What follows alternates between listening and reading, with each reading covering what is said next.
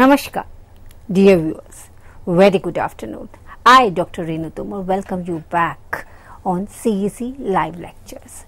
Dear friends, the previous topic which I had taken with you was understanding organizational behavior for improving school management. In my first two lectures, because this is part 3 of the series of lecture, in my first two lectures, I discussed what organization behavior is, what are its role in organization, why it is so relevant for an administrator or a manager to be aware of organization behavior, how he or she can understand organization behavior, how they can be trained at organization behavior, and what is the prerequisite as far as learning of organization behavior is concerned. I also discussed in my previous first and second lectures what are the main areas that are taken into account when we talk about organization behavior in school. I talked about what is the nature of organization behavior, why is it called discipline, which all subjects or disciplines contribute to make organization behavior a discipline, what are its features, when we talk about characteristics or the features of organization behavior, we also discussed that what makes it discipline and its being an interdisciplinary subject, an applied science, a normative science, a humanistic and optimistic approach. We also talked about total system approach. So friends, continuing the same topic, I shall be discussing it further. We shall be trying to understand what are the objectives of organization behavior. Just to give few objectives briefly, first is to analyze different perspectives and potentialities to create and develop the ethical values in an organization. Second objective is to analyze the potentialities towards the ways and means to conduct and organize the system, methods and approaches for organization development in an organization. Third is to analyze the potentialities to develop process, methods and approach of formal and informal pattern of organization and society. Fourth objective is to analyze how to make perspective methods and process of effective communication to formulate ethical norms in an organization. Fifth is to analyze various aspects and factors affecting the group cohesiveness, and the sixth objective will be termed as to analyze the ways and means to develop different ethical aspects for group dynamism. Seventh is to analyze the mutual interest of individual and group, and mutual interest which is represented by the statement that is organization needs people and the people also need organization. And eighth is to analyze and evaluate the role of different key elements like people, structure, technology, interactive behavior and environment, etc. Ninth objective is to analyze and evaluate the behavioral approach in organization. In context of that, all of them are based on art and science. 10th is to analyze different aspects of work environment which truly affect the behavioral pattern and attitudes of the person. Now let us talk about what is the scope of organization behavior. When we talk about scope of organization behavior, the first thing is that it has impact on the organization as well as on the individual.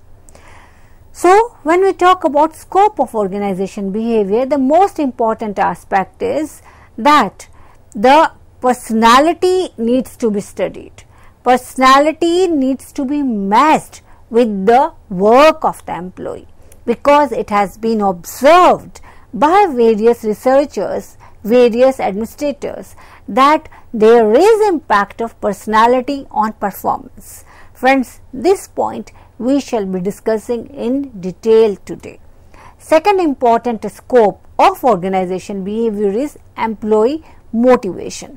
Employee motivation is also studied as part of organization behavior, because it is seen that employee motivation needs to be controlled and it needs to be channelized in such a manner that it is effective both for the individual as well as the organization. Another important scope when we talk about scope of organization behavior is that we study leadership, traits of leadership, types of leadership, what is leadership, that is concept of leadership, and what differences does leadership makes in an organization. These are the things which are studied in organization behavior.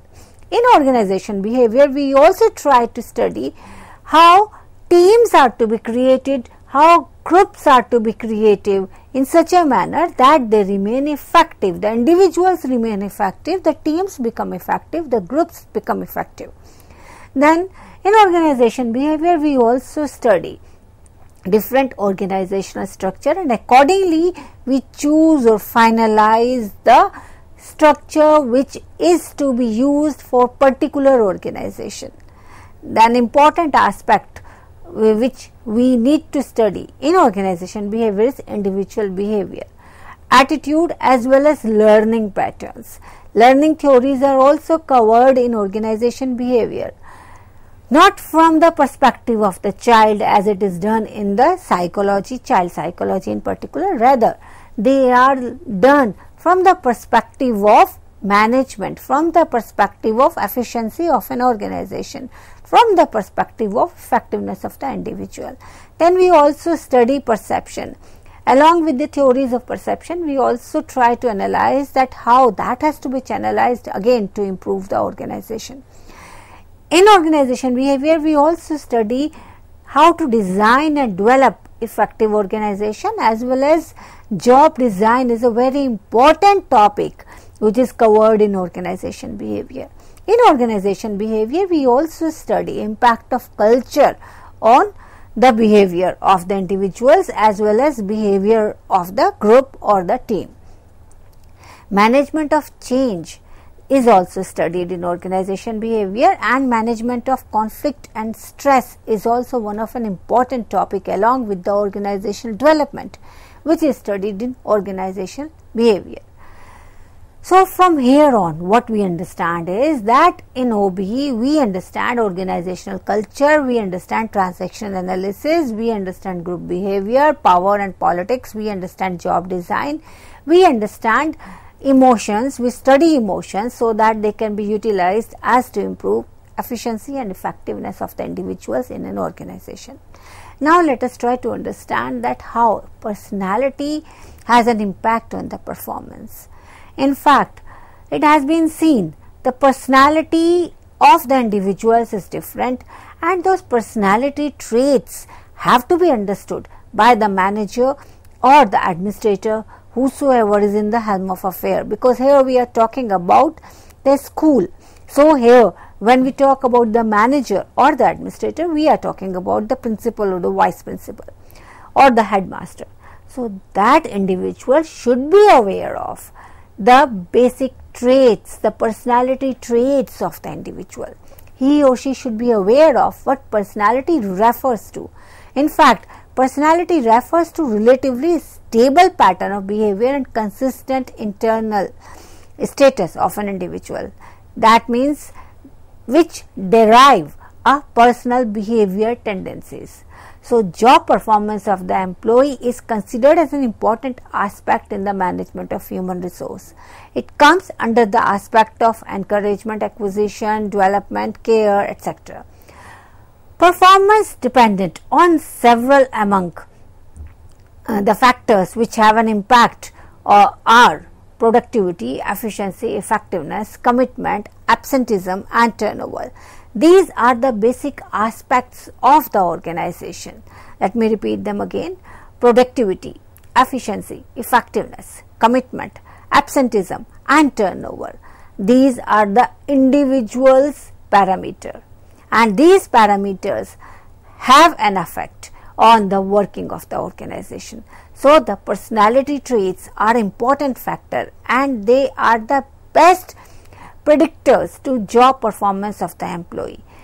Accordingly, the person can be placed, and accordingly the person can also be improved, because if we know we are aware of personality trait of the individual, and we find that there is certain scope for improvement, particularly when we talk about absenteeism and turnover. They are usually seen to be affecting the working of the individual and working of the organization, so they need to be controlled. So how to control them? This is also an art. That is why organization behavior is considered as an art along with the science. So now first of all, try to understand what personality is. As a concept, personality trait is social and personal lasting pattern of perceiving, relating to and thinking about environment and oneself. Quote Goldberg and Hogan. So if we go according to Goldberg and Hogan, so what we understand by personality is that it is social as well as personal. So personality is acquired due to genetic makeup as well as social learning of an individual, because these two psychologists have agreed that there are 5 personality dimensions which are called as personality trait: neuroticism, extroversion, openness to experience, agreeableness and conscientiousness. So these are the 5-factor model which has been propagated by these two researchers, that is Goldberg and Hogan. These researchers have given the definition of all these models also. Like if we try to understand what neuroticism is. Neuroticism is a dimension of normal personality. It indicates a general tendency to experience negative effect such as fear, sadness, embarrassment, anger, guilt and disgust. It is generally seen that the people who score high on these parameters are at the risk of some psychiatric problem. So high neuroticism score indicates that a person is prone to having irrational ideas, being less able to control impulses, and he or she is less capable of coping with stress. So a low neuroticism score is indicative of emotional stability. So wherever the work requires stress, wherever the work is having pressure, there the person with high neuroticism score should not be posted, because he or she can either result in harming oneself or bringing down the efficiency of the organization. Because the people who are low at neuroticism score are usually calm and even tempered, relaxed, and they are able to face stressable situation without becoming upset. While the people who score high on this particular dimension, they are the people who would be totally opposite to it. They will not be usually calm, they will be fidgety, they will not be relaxed, they will be hot tempered. Whenever there will be stressful situation, they will be highly stressed. In fact, they will be able to create stress for themselves even in a situation which may not require the person or individual to act in a stressful manner. Now let us talk about the second dimension which has been given by Goldberg, that is extroversion dimension. Extroversion dimension captures one's comfort level with the relationship. Extroversion, the people who are high at extroversion, they are good go-getters. They work very well in team, because extroversion people are usually who are high at social level. They are more assertive and they are more talkative. They are more optimistic also, and they are more energetic also. In fact, the people who are extrovert, in comparison to the introvert, they are more friendly. They are more depending on the others as well as able to trust others. When we talk about introversion, they are usually reserved. They are usually unfriendly. They doesn't like to work in the team, but they are able to work independently, and they are sluggish also. So the people who score high on extroversion, they are characterized by positive feelings and experiences. So it is seen as a positive affect. If we talk about the third dimension, which is openness to experience, it is usually seen that the people who are open to the experience, they are the one who are fascinated by the novel ideas. They are the one who are open to challenges. They are the one who have active imagination and sensitivity. In fact, they are attentive to the inner feelings also. They are the one who are aesthetically sensitive, and they prefer the variety over the dull environment. In fact, they are always imbibed with intellectual curiosity and independence of judgment. So friends, when we talk about openness to experience, that means the people who will score low on openness, they would be conventional in behavior, they will be conservative in their outlook, they would prefer to work on the ideas which are not novel, because they would like to stick to the theories, stick to the work, stick to the emotions also, which are being followed by the people at large. Their emotional responses will be somewhat muted, but the people who score high on openness tend to be unconventional. They are willing to question authority. They prepare or entertain new ethical and social and political ideas. So the open individuals are curious about both inner and outer world. They live experientially richer.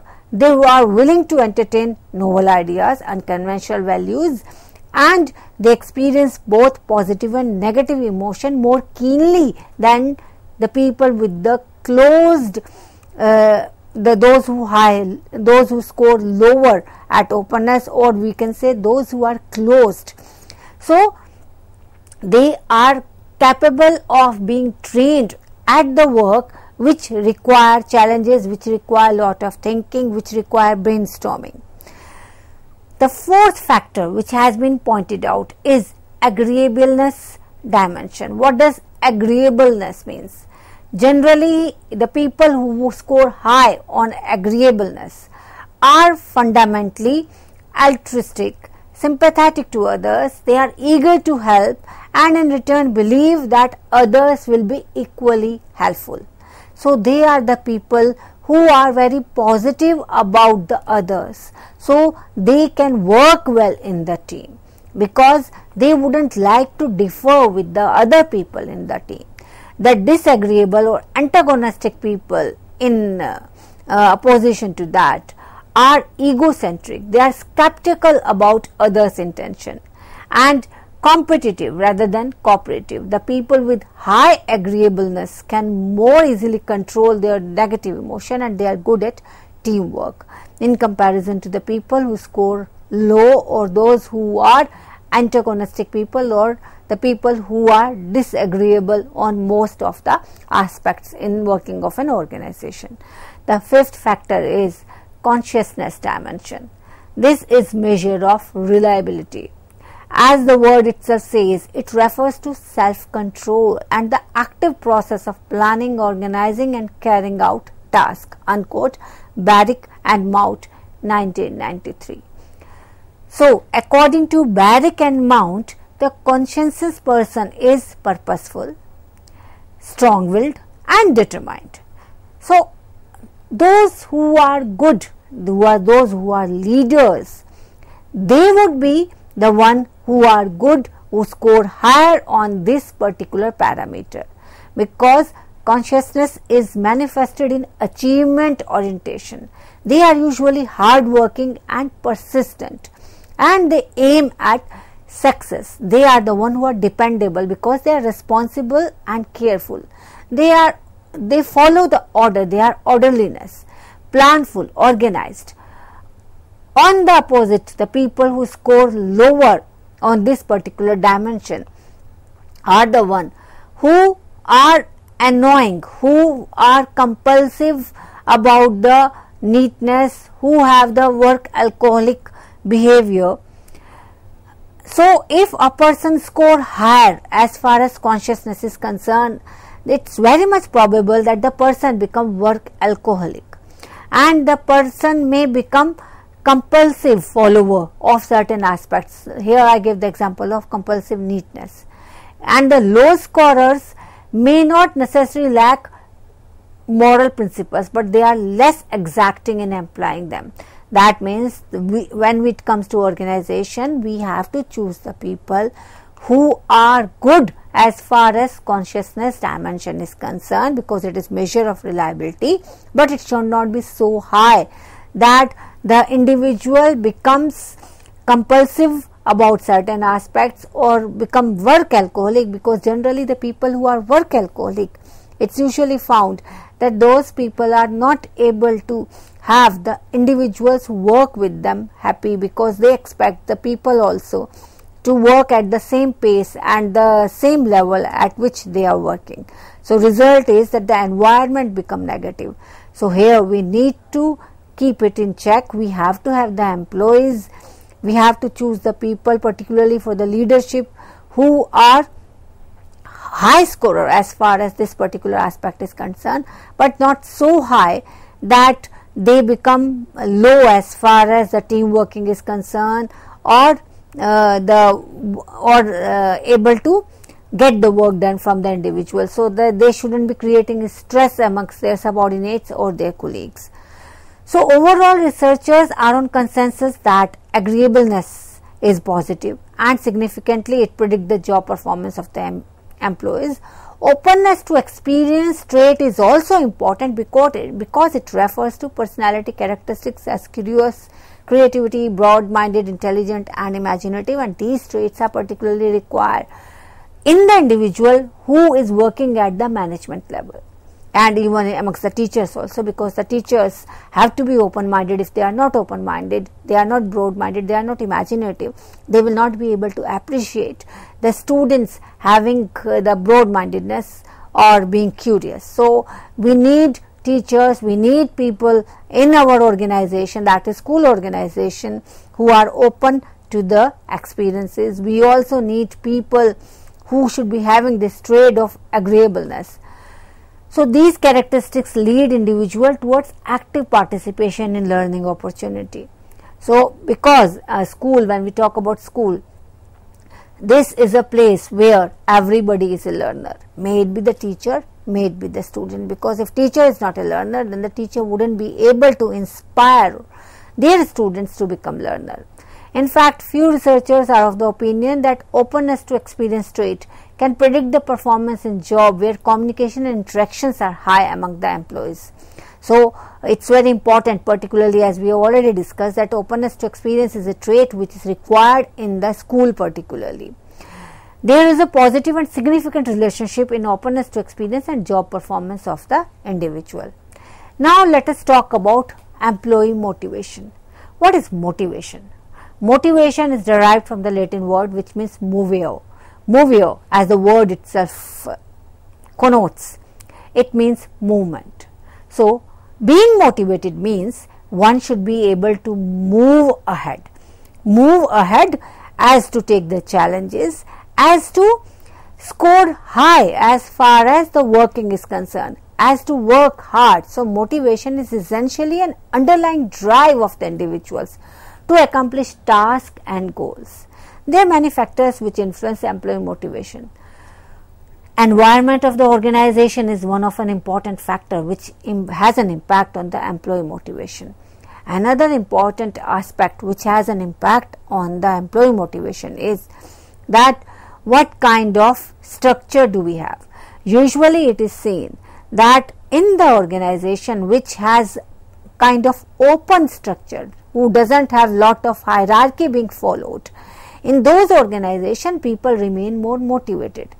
Similarly, if the individuals feel with the company operations, with the company culture, then naturally those individuals are more motivated. So when we talk about employee motivation, it is all about how the employee feels about the organizational goals and how empowered he or she feels. When we talk about motivation, it is of two kinds, intrinsic and extrinsic. What is intrinsic motivation? Intrinsic motivation means that individual is motivated from within. one has desire to perform well in the workplace because the results are in accordance with his or her belief system.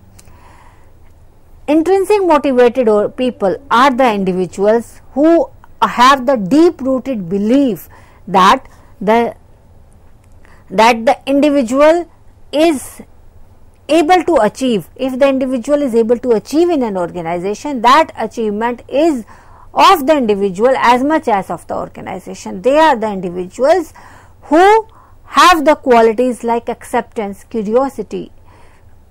They look for honor. They desire to achieve success. Many researches have shown that praise has increased the intrinsic motivation, but it will be doing it only with the people who are motivated intrinsically. So, that will bring the positive employee resultant, that is their work as well as the feedback. Now, let us talk about the extrinsic motivation. Extrinsic motivation means the individual motivation is stimulated by external factors, that is reward and recognition. For example, if the individual feels that he needs to be paid more for working the same hours, then that is extrinsic motivation. Some people are there who can never be motivated internally, but they can be easily motivated externally, and for them the work is always linked with the factors which motivate them. They can be reward can be in the context of bonuses, perks, awards. They are usually tangible because these are going to provide the tangible. The rewards will also be tangible, and that will also provide the tangible feedback. But we should always remember that as a manager, as a principal of the school, we should be careful with extrinsic reward, because if we link the working of the individual with the extrinsic reward too much, then the result will be that without the extrinsic reward the person will not be able to work. So, as an administrator, we need to work upon making people intrinsically motivated, and it has been seen that too much of anything is harmful for anybody. So, having too much of extrinsic reward is going to harm the culture of the organization as well as the individual. So, that has to be controlled so that the individual work in an efficient manner. Friends, on this note, I, Dr. Renu Tomar, is signing off with a promise to joining you back again as to discuss further how to motivate employees. That is, that we shall be discussing the ways to motivate employee in my next lecture. Namaskar, very good afternoon. Keep healthy and be safe. Thank you.